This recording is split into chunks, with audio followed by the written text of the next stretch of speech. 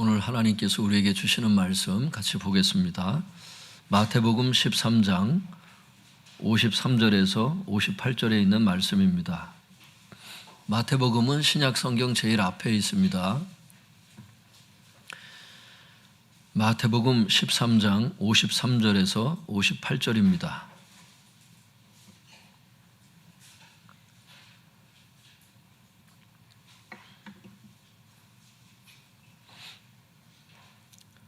제가 한 절, 우리 성도님들이 한 절 교독하겠습니다. 제가 먼저 53절 3절을 읽도록 하겠습니다.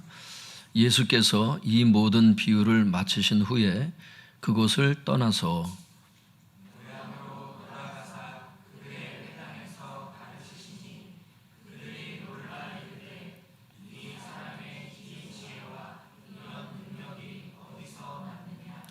이는 그 목수의 아들이 아니냐? 그 어머니는 마리아, 그 형제들은 야고보, 요셉, 시몬, 유다라 하지 않느냐?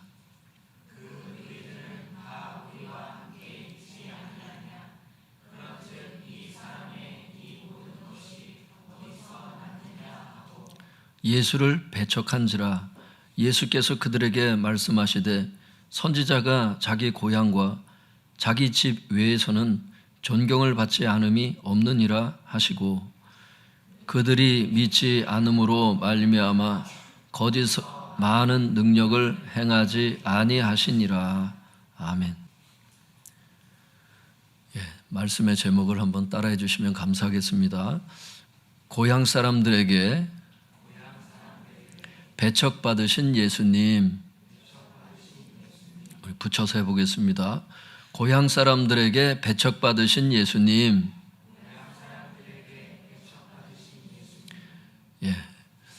오늘 말씀을 통해서 하나님께서 강력한 능력과 또 말씀의 은총을 베풀어 주시기를 바랍니다. 오늘 말씀은 능력을 어떻게 받느냐, 주님의 그 은총을 어떻게 받느냐, 여기에 대한 그 핵심적인 말씀이 들어있어요. 하나님의 능력을 받기를 원하고 삶의 기적이 필요한 분들은 오늘 설교를 잘 들을 수 있길 바랍니다.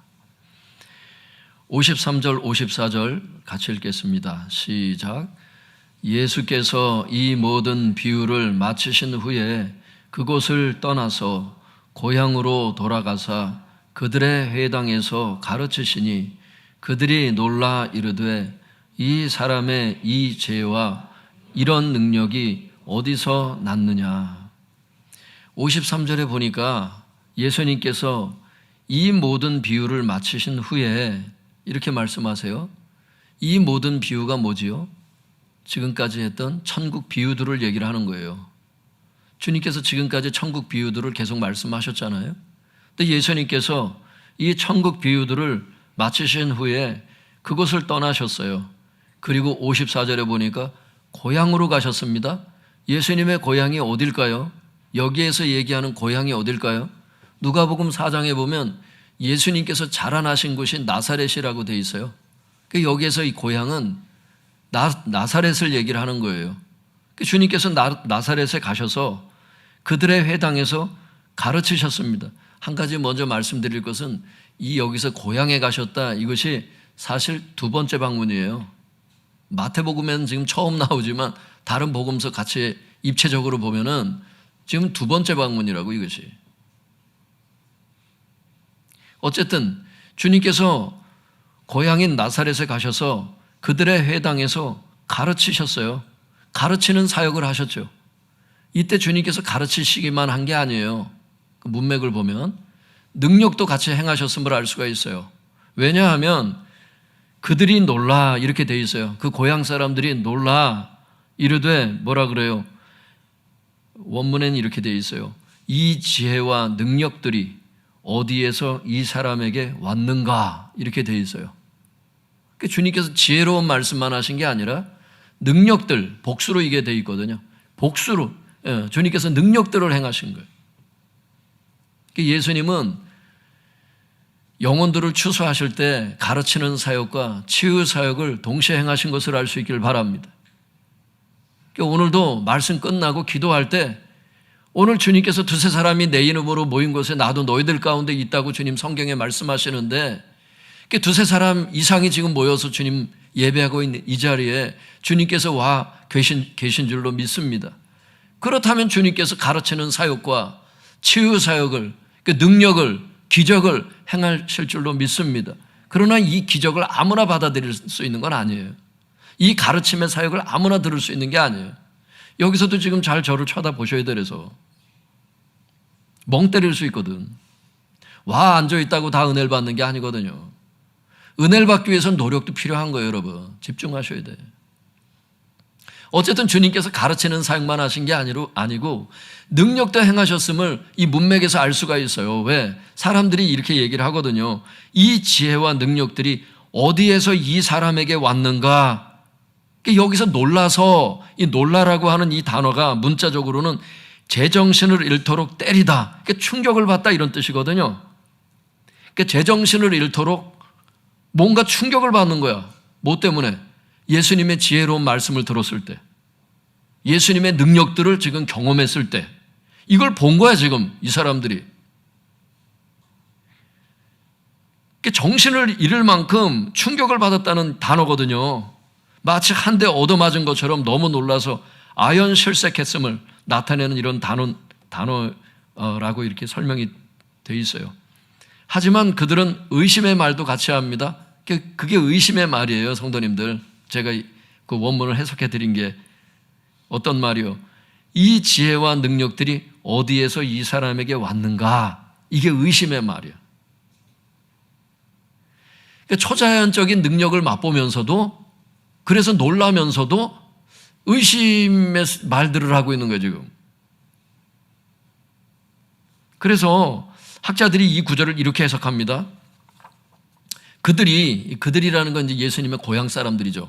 그들이 예수님의 지혜와 능력이 초자연적이라는 것을 알았지만, 그래서 놀랬지만, 그 근원에 대해서는 예수님께서 어떻게 그런 일들을 행할 수 있느냐는 의심의 말을 했다, 이렇게 돼 있어요.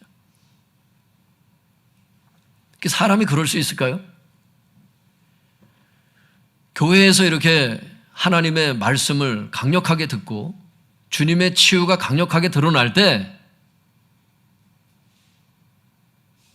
이게 초자연적인 하나님으로부터 왔다는 걸 사람이 느끼면서도 의심의 말을 할 수 있을까? 할 수 있더라고. 저는 여러 번 봤어요. 우리 교회에서도 기적이 한두 번 일어났나? 엉뚱한 소리들을 해.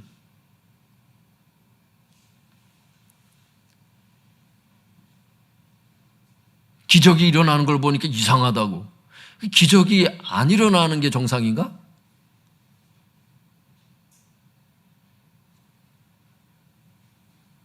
별 사람들이 다 있더라고.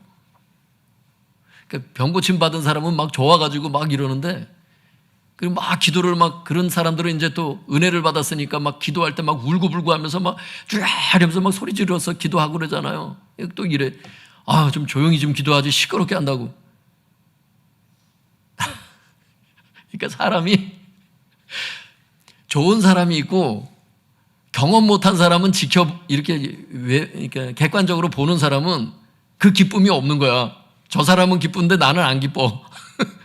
그 사람은 은혜를 받았는데 나는 은혜를 못 받았거든요. 막 방언기도 하고 막 하나님의 능력이 막 나타나잖아. 은사가 나타나고. 그럼 왜 알아듣지도 못하는 말을 저렇게 하냐고. 본인은 은사를 받아본 적이 없으니까. 여러분, 그 사람은 어떻게 보면 참 우물한 개구리가 되기 쉬운 게, 자기가 경험한 게 전부 다거든요. 보통 인간들은 다 그래요. 나는 우물한 개구리가 되지 말아야지 하면서도 거의 다 그렇게 됩니다. 오늘 이따가 보면 알지만 이 고향 사람들이 그래요. 자기들이 치유받은 건 아니거든. 다른 사람이 치유받았거든. 그러니까 예수님의 지혜로운 말씀과 예수님의 그 능력들이 초자연적이라는 것을 알았고, 그래서 이렇게 굉장히 놀라는 단어가 지금 쓰였는데도 불구하고 예수님께서 어떻게 그런 일들을 행할 수 있지? 그러면서 의심의 말을 하는, 그 왜 그랬을까? 이어지는 말씀은요, 그 이유에 대해서 말을 해줘요. 그들이 왜 예수님을 의심했는지 그 이유를 한번 읽어보겠습니다. 55절, 56절 시작. 이는 그 목수의 아들이 아니냐?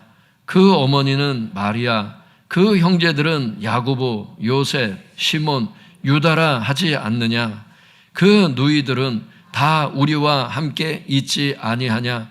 그런즉 이 사람의 이 모든 것이 어디서 났느냐 하고, 그냥 이렇게 읽어보면 예수님의 어머니 이름을 아나 보지, 그 형제들 이름을 아나 보지. 육신으로 나오셨으니까 주님께서 육신적인 그 형제들도 있었을 것 아니에요. 누이들도 있었다는 게 여기 밝혀진다고.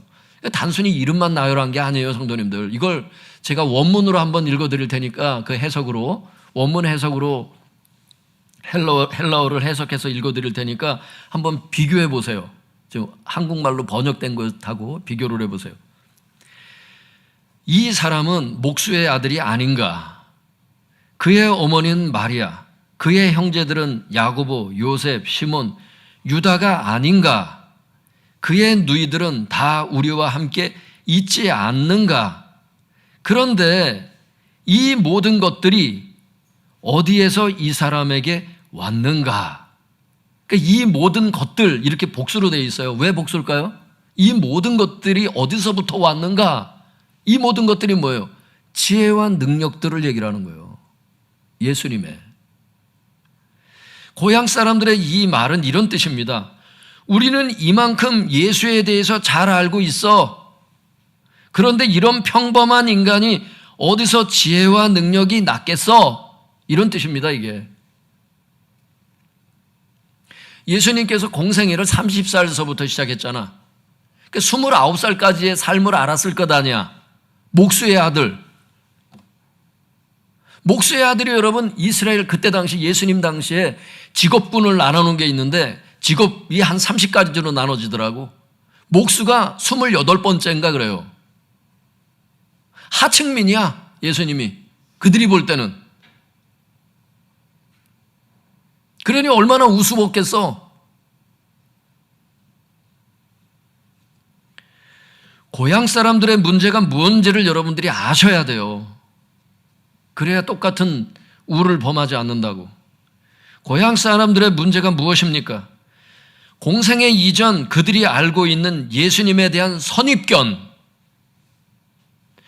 그리고 그 선입견을 기반으로 해서 예수님을 잘 안다고 생각하는 교만,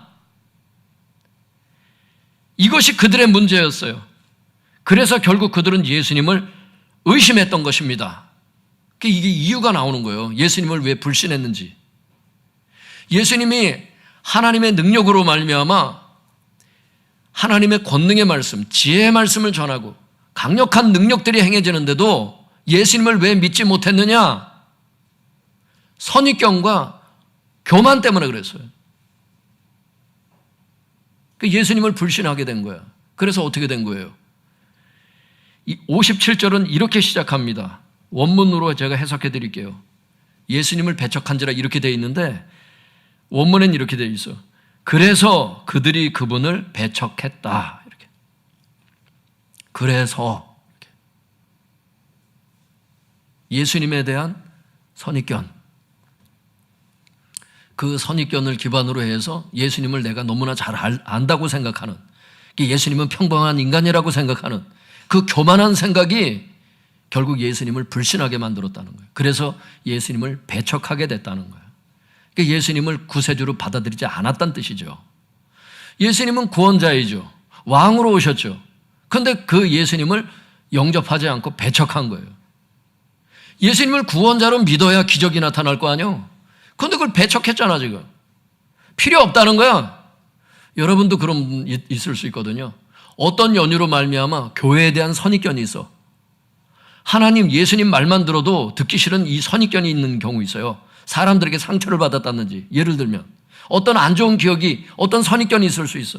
그 선입견을 기반으로 해서 내가 교회를 잘 알고 있다고 생각하는, 예수님을 내가 잘 알고 있다고 생각하는, 예수 믿는 신자들을 내가 잘 알고 있다고 생각하는 우물한 개구리처럼 자기가 경험한 것만 다인 건 줄로 생각하는, 그래서 예수님의 기적도 믿지 않고 교회에 갈 필요 없다고 하는, 그래서 예수님을 배척하는 사람들이 지금도 많아요. 여러분들은 어떠십니까? 여기 앉아 계신 분들은 선입견 없으세요? 교회에 대한 선입견 없으시냐고. 목사에 대한 선입견 없으세요? 목사에 대한 선입견 있는 사람들도 있더라고. 부끄러워서 여기서 말도 못하겠어, 그런 말들. 정신 나간 생각을 하면서도 그게 교만한 생각인지를 알지를 못하고 자기가 받은 상처가 전부라고 생각하는 거야. 교회는 나갈 필요 없다고. 예수님은 믿을 필요가 없다고. 예수님의 고향 사람들이 그렇게 배척했어요. 그래서 그 선입견과 교만한 생각 때문에. 여러분, 그런데 그거 아세요? 자기에 대해서도 인간이 많이 몰라요. 자기가 뭘 좋아하는지, 그걸 좋아했다면 그런 직업을 가졌겠어? 자기가 좋아하는 직업을 가졌지. 여러분이 그렇다는 게 아니라 많은 사람들이 그렇다는 거예요. 자기가 좋아하는 게 뭔지를 알았으면 대학교에 그런 학과를 갔겠어? 자기 자신도 모르는 거 아세요?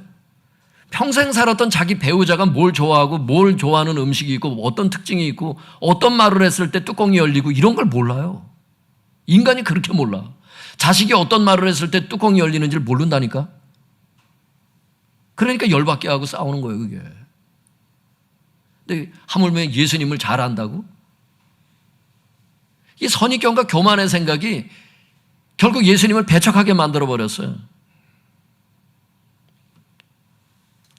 이렇게 예수님을 배척했을 때 배척을 당하시고서는 예수님께서 어떤 말씀을 하시는지 이어지는 말씀에 보면 57절 이어지는 말씀에 주님께서 배척을 받으시고서는 주님께서 이런 말씀을 하세요.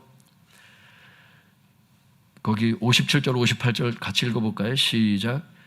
예수를 배척한지라 예수께서 그들에게 말씀하시되 선지자가 자기 고향과 자기 집 외에서는 존경을 받지 않음이 없느니라 하시고 그들이 믿지 않음으로 말미암아 거기서 많은 능력을 행하지 아니하시니라. 능력을 거기서는 안 행하신다는 거야. 이게 여러분 키포인트 중에 하나예요.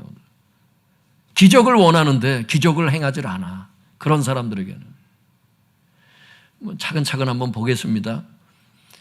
고향 사람들이 예수님을 배척하자 예수님께서 이렇게 말씀을 하세요. 선지자가 자기 고향과 자기 집 외에서는 존경을 받지 않음이 없느니라.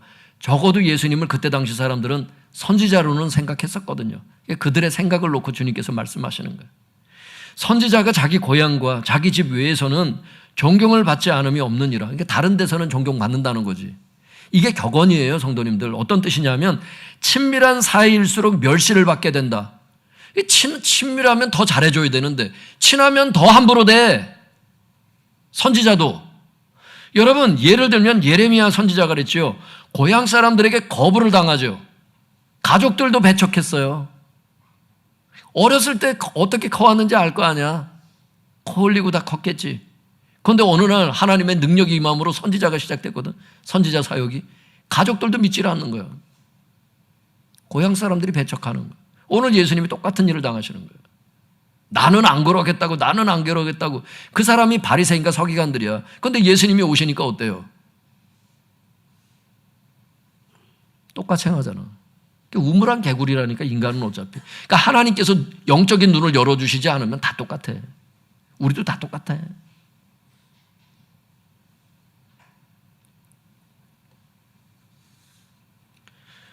결혼도 그렇잖아요. 하나님께서 배우자임을 그 눈을 열어주실 때 보이잖아.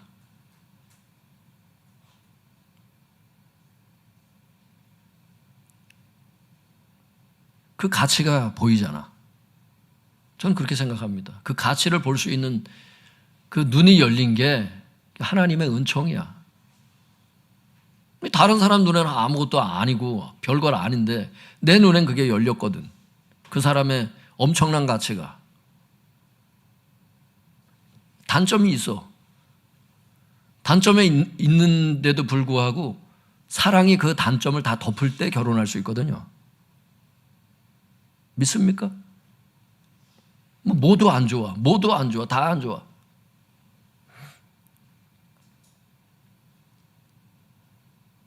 근데 사랑이 그 단점들을 다 덮고도 남아. 그럴 때 결혼할 수 있거든요. 왜? 그 사람에 대한 가치를 하나님께서 나의 영적인 눈을 열어주신 거야. 다 바칠 수 있어. 그게 결혼이야. 물론 이제 그랬다가 이제 좋은 호르몬이 나와서 모든 걸 바치다가 이제 결혼하고 났는데 호르몬이 이제 안 나와. 그러니까 막 단점이 보여. 그땐 이미 늦은 것을 알 수 있길 바랍니다. 그 다음엔 어떻게 살아야 되느냐? 한번 따라해 볼까요? 감사하며 살자. 감사하며 살자. 미운 우리 새끼라고 있어요. 저 TV 프로 중에. 김종국 어머니한테 묻더라고, 그 MC가. 그 남편에 대해서 어떻게 생각하냐고. 결혼 생활 어떠시냐고 물어봐. 그러니까 말을 안 하겠다 그러더라고. 남편이라고도 안 그래, 요즘에 사람. 욕 안 해도 다행이야. 서로 욕만 안 해도 다행이야.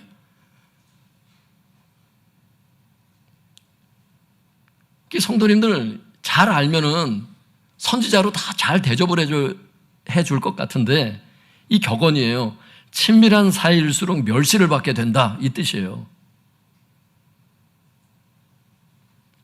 그 원인이 뭐예요? 선입견과 교만이에요. 여러분, 예수님 그 고향뿐만이 아니고 유태인들 전체가 예수님을 메시아로 받아들이지 않았었잖아요. 앞에서 봤잖아. 대부분은 다 배척했다고. 예수님 돌아가시고 났을 때도 120문도만 남았잖아. 여러분, 많은 사람들은, 대부분의 사람들은 예수님을 배척했어. 왜 그런 줄 아세요? 예수님은, 유대인들이 생각했던 선입견은 뭐냐면 메시아는 고난받는 종일 수는 없다는 거예요. 왕으로 오신다는 거예요. 세상적인 왕으로. 근데 예수님은 고난받는 종으로 오셨거든요. 그 십자가에 달려 돌아가셨거든.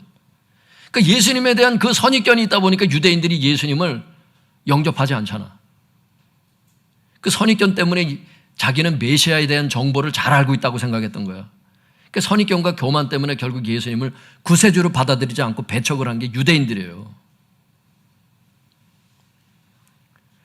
문제는 58절에 보니까 문제는 이런 선입견과 교만으로 예수님을 배척하잖아요. 그럼 기적을 경험할 수 없다는 거예요. 58절을 제가 원문으로 해석해 드릴 테니까 한번 보세요. 그분께서 그들의 불신앙 때문에 그곳에서는 많은 능력들을 행하지 않으셨다, 이렇게 돼 있어요. 이게 원문 해석이야. 여러분, 예수님께서는 그들의 불신앙 때문에 그 불신앙이 있는 그 자리에서는, 그런 사람들에게서는 많은 능력을 행하지 않으셨다, 이렇게 돼 있어요.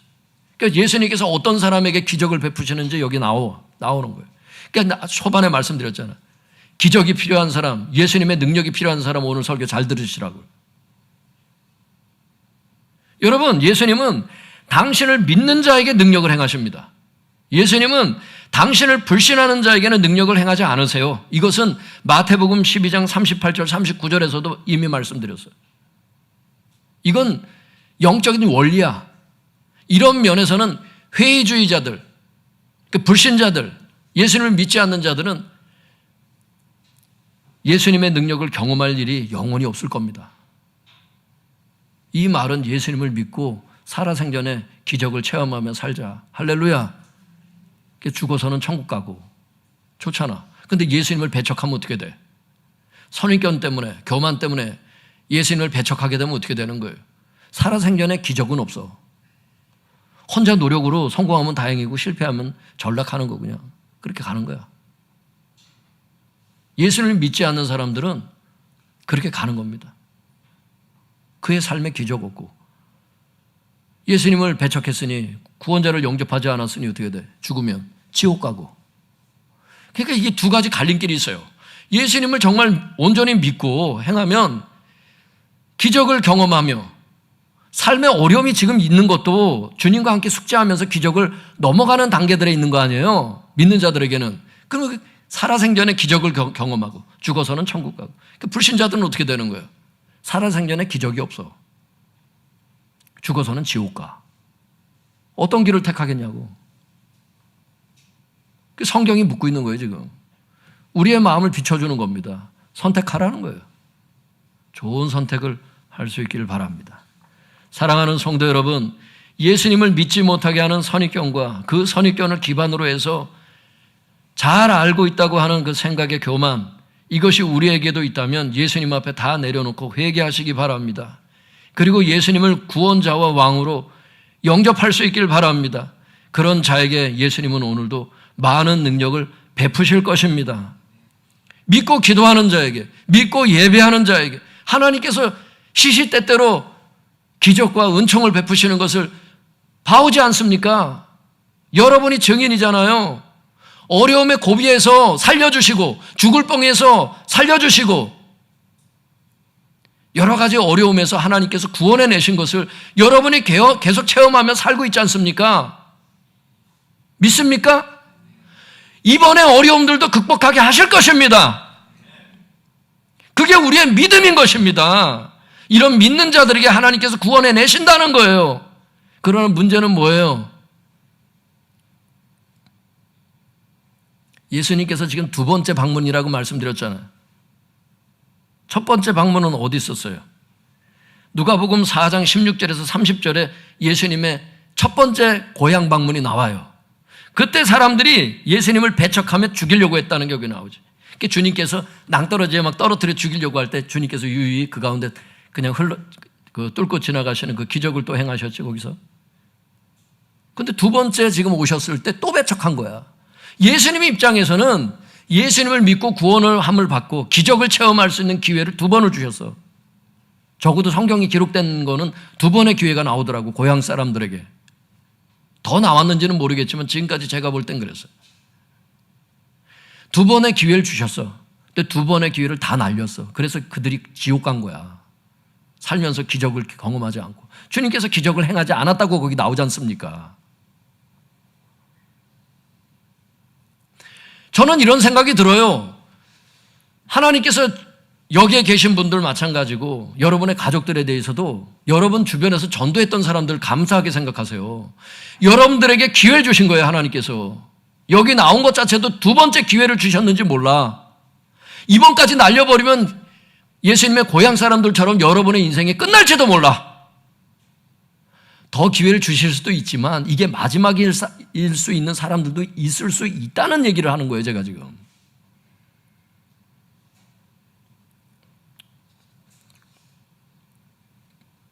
기회를 잘 잡을 수 있길 바랍니다. 예수님을 구원자와 왕으로 온전히 영접하고 믿는답게 들어갈 수 있길 바랍니다. 그런 자에게 예수님은 오늘도 많은 능력을 베푸신다고 오늘 약속하십니다. 살아생전에 기적들을 경험하시고 죽어서는 천국 가는 복된 성도님들 다 될 수 있기를 예수 그리스도의 이름으로 축복합니다. 기도하겠습니다. 오늘 믿고 간구하는 자에게 하나님께서 축복하실 거예요. 오늘 목사님들 안수할 때 여러분들이 정말 기적을 경험할 것입니다. 불치병이 나을지도 몰라요. 하나님께서 어떻게 행하실지 모릅니다. 저도 몰라요, 주님께서 어떻게 행하실지. 근데 분명한 것은 두세 사람이 내 이름으로 모인 곳에 나도 너희들 가운데 있겠다고 주님 약속하셨어요. 여기 계십니다, 주님께서. 그 주님을 붙잡고 기도하세요. 기회를 잘 잡으세요. 주여 주여 부르짖고 통성해서 기도하겠습니다. 주여.